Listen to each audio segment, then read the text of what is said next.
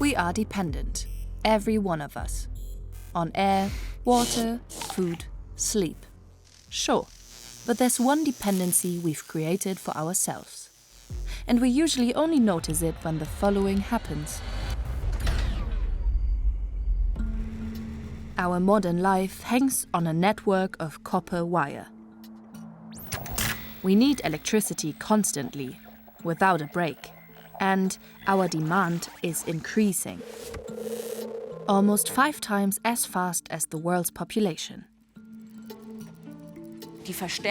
There is no alternative to strengthening and expanding the electricity grid. Without electricity, things would quickly become uncomfortable. If we were to cut the power now, it would definitely lead to the collapse of our society. So far, power cuts have been very rare. But our electricity system is being restructured. Fossil fuel sources out, renewables in. Plus, the dangers of cyber attacks, sabotage and war. Will we still have enough electricity in the future? We put the question to you. 4 out of 10 said, no, we fear blackouts. So will there soon be a blackout?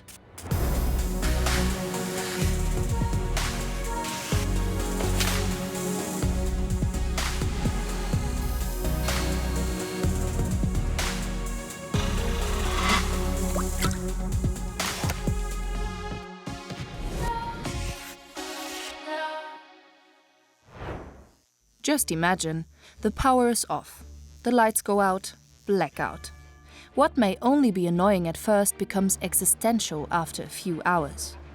No network, no emergency calls, no light, no fuel from the pipes, no money from ATMs, and no water from the taps. Thousands of tons of frozen goods start to spoil in supermarkets. The threat of break-ins and looting. If milking machines break down for even 1 or 2 days, emergency slaughtering can occur. And without ventilation systems, animals are at risk of suffocating. Most industrial companies and hospitals have emergency supplies. However, this emergency supply is designed to last for hours, sometimes days at the most. Just 100 years ago, companies in Europe largely operated manually. Things are completely different today. Without electricity, it would take a maximum of 14 days, and modern societies would sink into chaos. We are electricity junkies.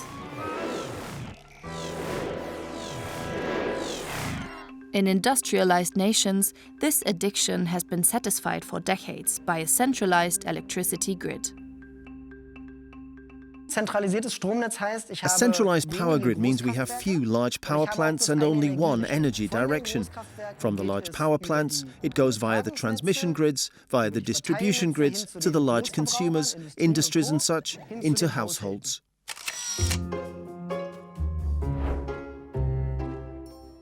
It's like a city with a really huge pizzeria. Its delivery service delivers to even the most remote corners. When more pizza is ordered, the pizzeria heats up more ovens. It's the same with electricity. Exactly the amount that's currently required must always be available through the line. Otherwise, the grid will collapse.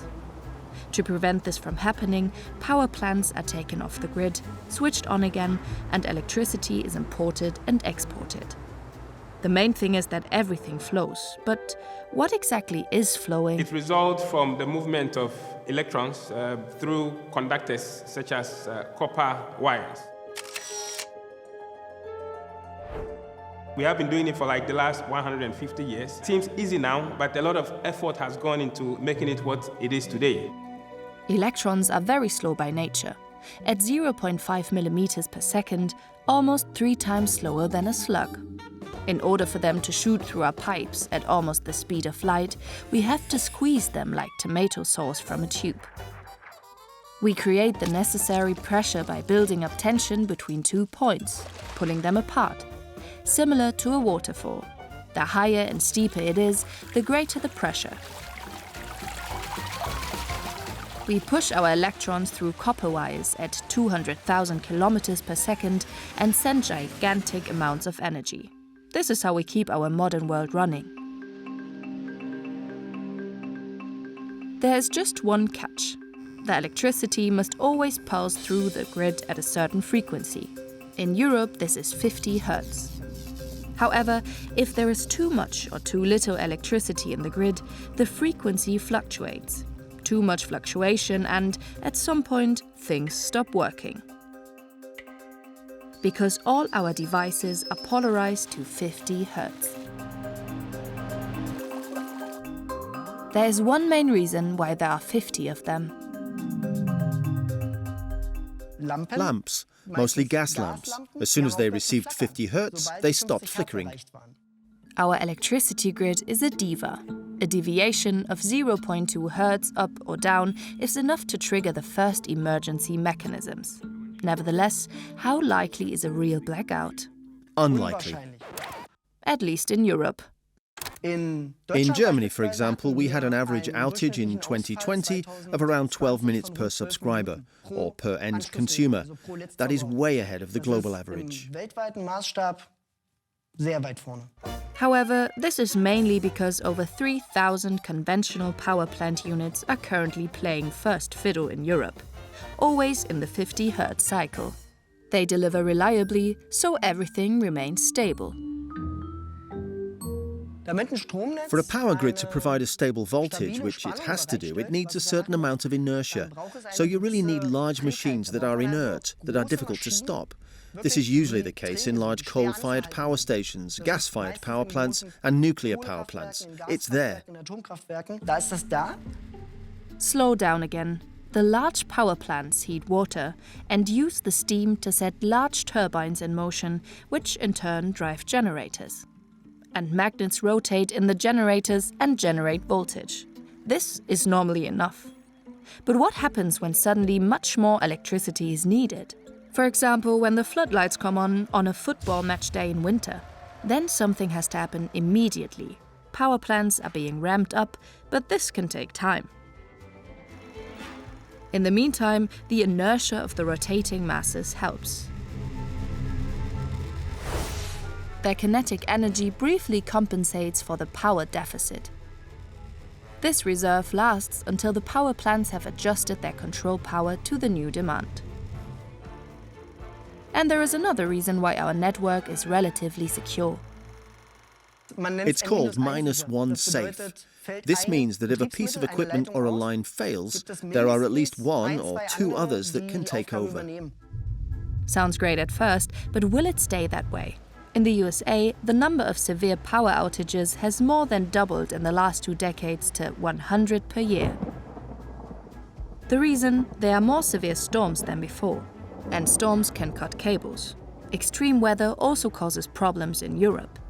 In 2022, electricity production in France was on the verge of collapse.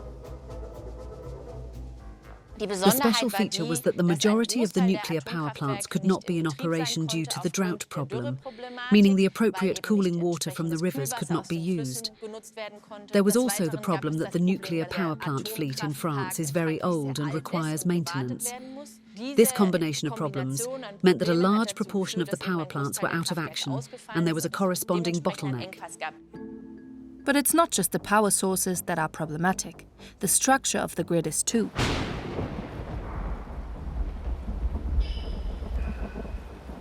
On the east coast of the USA, branches on a high-voltage power line, combined with a software bug, paralyzed 265 power plants in 2003.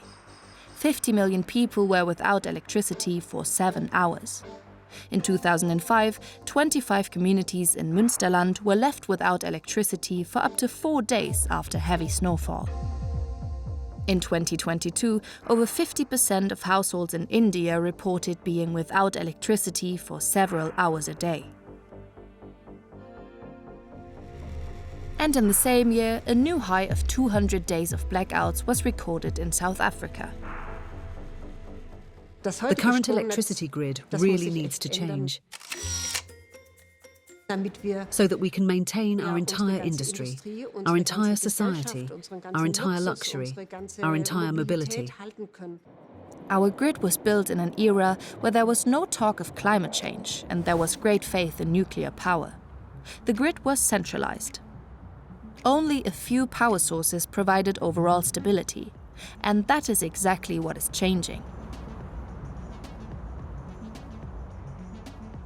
The big pizzeria in our town is closing down. Many small pizzerias are taking its place. Millions of photovoltaic systems and thousands of wind turbines.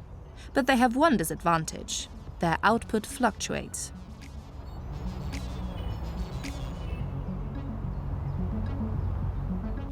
The bundled structure of the electricity grid will have to do what the spaghetti do. In a decentralized system, we no longer have these large power plants centrally located at the top, but several distributed ones. A consumer can also be a producer at the same time. Everyone has photovoltaics on their roof. Let's say it with pizza. Instead of the large pizzeria of the past, there will soon be many small pizzerias, spread all over the city. And what's more, people who used to only order pizza are now starting to bake them themselves, and even share them with the neighborhood. Because we're not only going to need more power sources in the future, we're also going to need lots more electricity. Demand in Europe will increase by 25 to 50% by 2035. Electricity will also become much more important when it comes to becoming climate neutral by 2045. Because we need to electrify many processes that are currently still powered by fossil fuels. A mammoth task. We are not only saying goodbye to the many large power plants that have guaranteed our energy security to date and switching to millions of small plants. But these small plants have to produce much more energy than they do today. Our well-rehearsed energy orchestra gets a new lineup. Until now, conventional power plants and their generators have guaranteed the 50 Hz cycle. They are grid-forming. Wind and solar power plants have only joined this rhythm, but soon they will have to keep it up by themselves.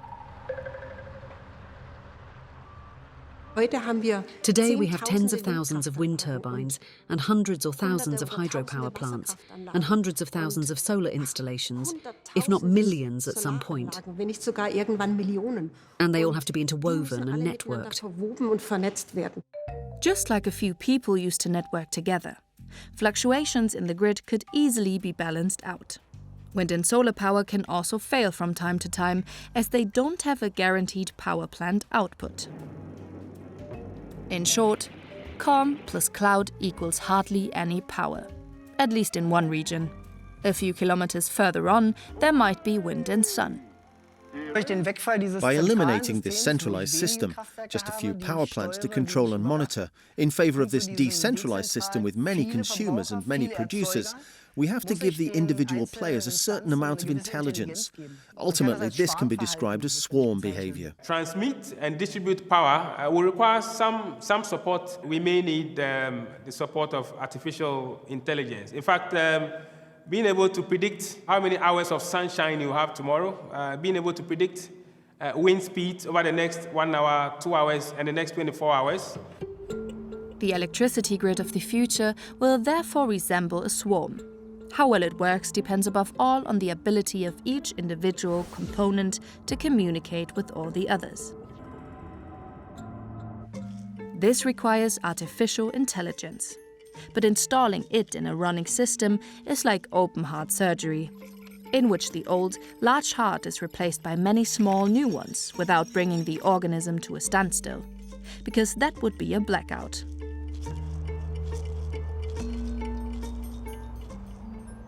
For this reason, the same rule applies to conversion as to a stock portfolio. Diversity reduces risk. As many small nets as possible must be available. But do they provide enough power? Especially when we no longer only charge our cell phones and laptops at night, but also our cars. In Europe, especially in Germany, people are particularly worried, and this has led them, even in such a technology-driven country, to calculate and extrapolate what would happen if all electric cars suddenly started charging at the same time. Of course, the power grid would immediately collapse. We need control, and we have it too, through regulation. With electric cars, for example, we now have this peak smoothing that has been introduced so that it's no longer possible to connect everyone to the grid when the grid is overloaded. Our electricity grid itself should ensure that we don't blow any fuses. It will become a smart grid, an intelligent power grid in which all the systems involved communicate with each other and regulate themselves. It knows every shoal, every wind, and is in contact with every port in the world. And if something goes wrong? Suppose a city suddenly needs more electricity, but this can't be supplied because, for example, the sun isn't shining. Our conventional electricity system had the flywheels of the large generators available for such cases. You know, the reserve that could compensate for fluctuations immediately and at any time. Of course, this effect no longer applies to renewable energies, photovoltaics and wind energy. Renewables lack the large flywheel masses.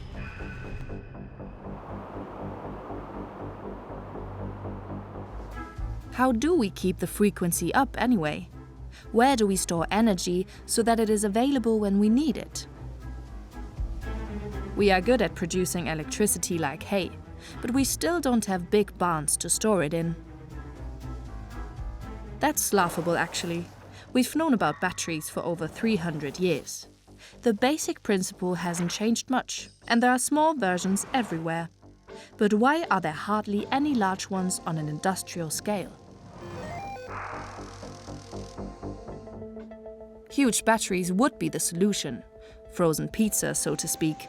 If the pizza delivery man fails, you get one from the freezer. The only problem is that hardly any investment has been made in them so far, because fossil fuel power plants have been doing so well. Fortunately, there are places like the Norwegian mountains. The mountain range allows us to store surplus energy via pumped storage power plants, for example by pumping up water and then, when it's needed again, taking the water out of the reservoirs and letting it flow back into the grid through the turbine, ultimately as electricity. Due to its mountains, Norway is the perfect place. Such storage facilities can also supply other countries. Since 2021, a 516-kilometer undersea cable has connected Norway and Germany. The hydropower stored in the Norwegian mountain lakes is intended to help out when the wind turbines in northern Germany run out of steam. NordLink is the longest jumper cable in the world. But does it have to be green electricity from Norway to bail us out?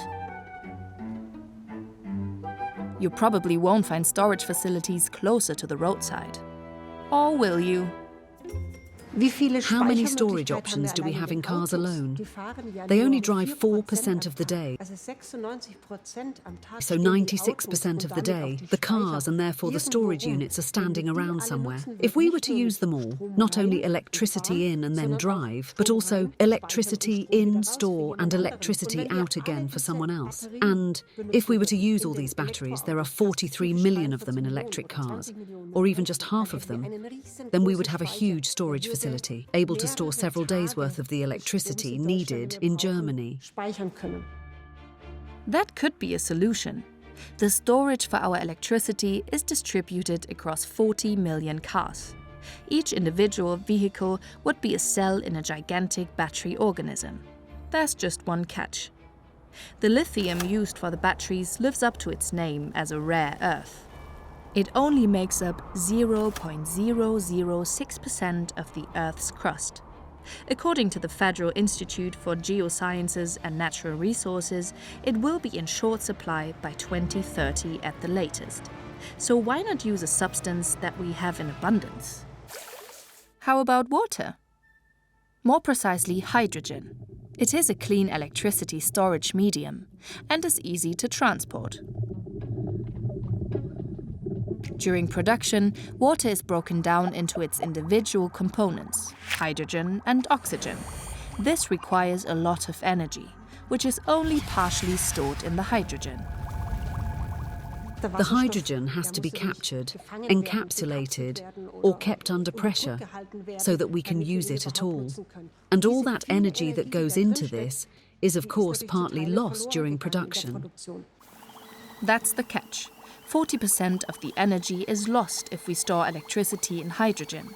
So where should it come from when we already have too little of it?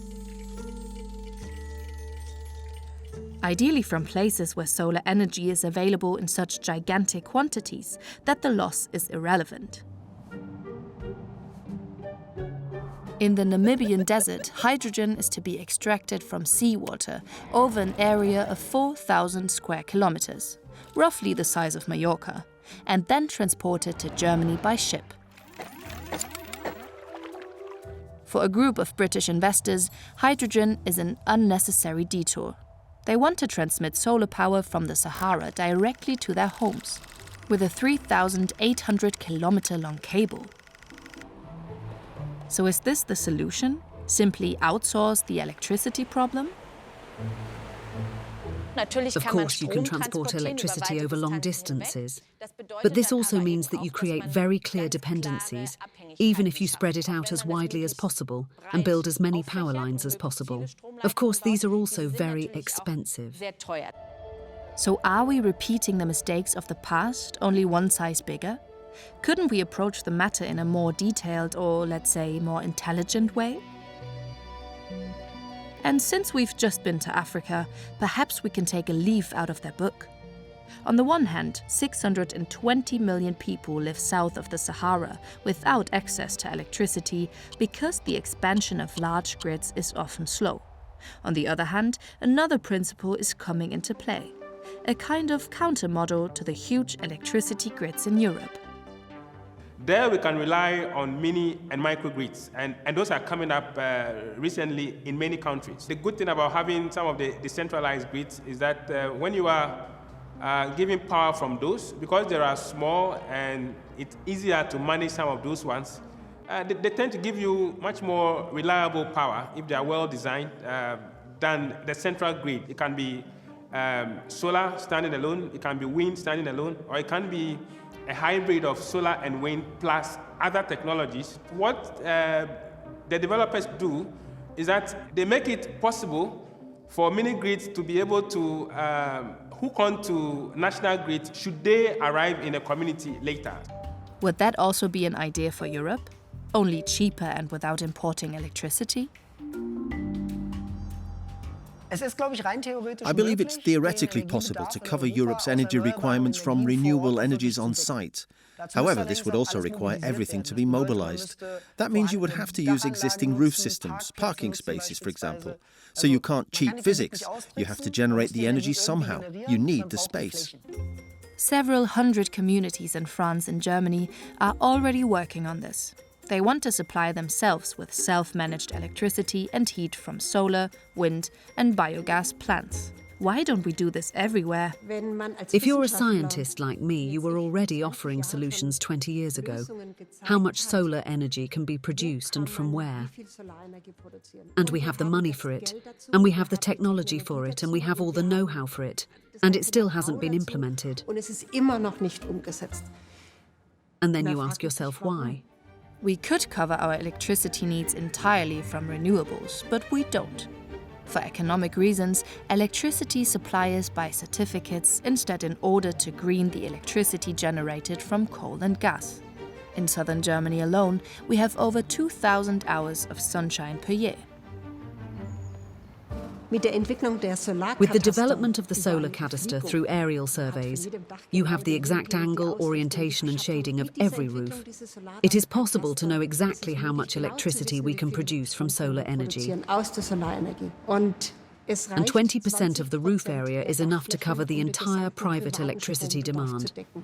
Obviously, it's not just a technological question. Nor is it a question of whether we can tame the wind and sun. It is above all a question of will. In any case, the days of the old electricity grid are numbered. The new one will have to be smarter and organized differently, decentralized and regionalized. I think that's also a viable option, because it's then treated as a kind of cell. Within the cell, the energy flows between consumers. Generation and storage are ultimately driven back and forth according to demand. However, if there are huge surpluses or huge deficits, Exchange can be ensured between existing cells via the interconnected grids. Ultimately, this is how our organism also works. Letztendlich, so funktioniert unser Organismus ja auch. In our pizza example, there would still be local pizzerias, but many more self-suppliers who support each other as neighbors. And if storage systems are added one day, entire regions could declare themselves completely independent and theoretically cut themselves off from the grid. The question is, would that work for everyone? Of course it is good if energy is consumed where it is produced. But what if there is a region that doesn't have enough electricity? Neither Germany nor Europe will be independent and self-sufficient. And that won't be a problem as long as we keep it as broad as possible. In other words, dependencies in a certain form, yes, but only on a smaller scale, by having as many sources of supply as possible. Our electricity grid has a future. And no, we won't run out of light, but only as long as we all stay connected. We'll be baking our pizza together in the future, so let's make sure that there will be enough for everyone in the end.